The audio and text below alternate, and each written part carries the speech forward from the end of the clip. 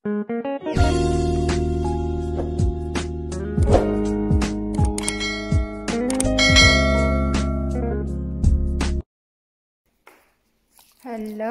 mga kaibigan, ayan, gagawa po tayo ng chicken nuggets.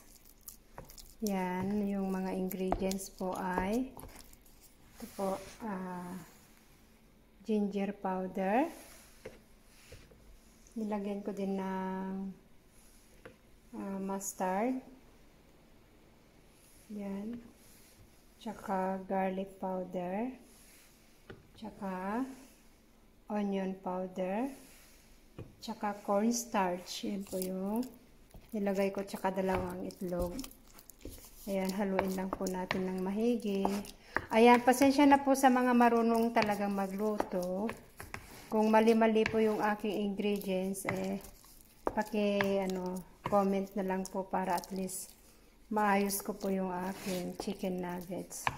Ano lang po kasi, tawag nito, basta-basta na lang kung ano-ano yung mga nilalagay kong ingredients na alam ko na nagpapasarap at saka nagpapalasa sa manok.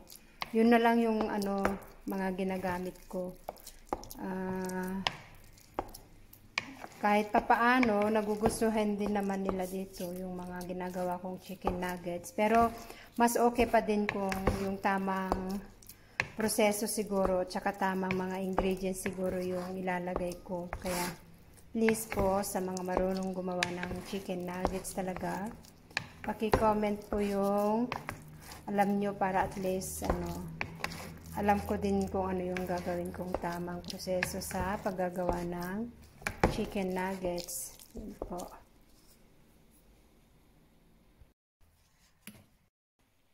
Yan, ating ilalagay na po sa freezer. Chicken nuggets. Yan po. Lagay po natin sa freezer. Sa labas kasi malaki yung freezer sa labas. Grabe ang ang hangin. Ayun, maulan na mamaya.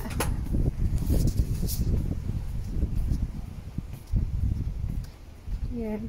Oh my God, ang lamig dito sa labas. Talagang as in malamig ang labas ngayon. Malamig ang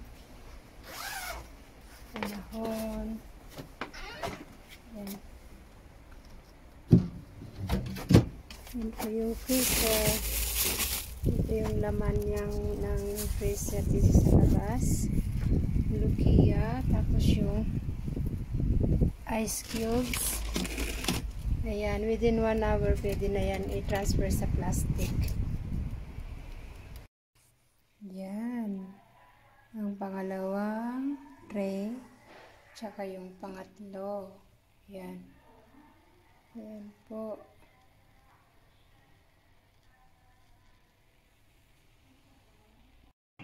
Ayan na po yung ating chicken nuggets. Nilagay ko na po sa plastic para ilagay sa freezer.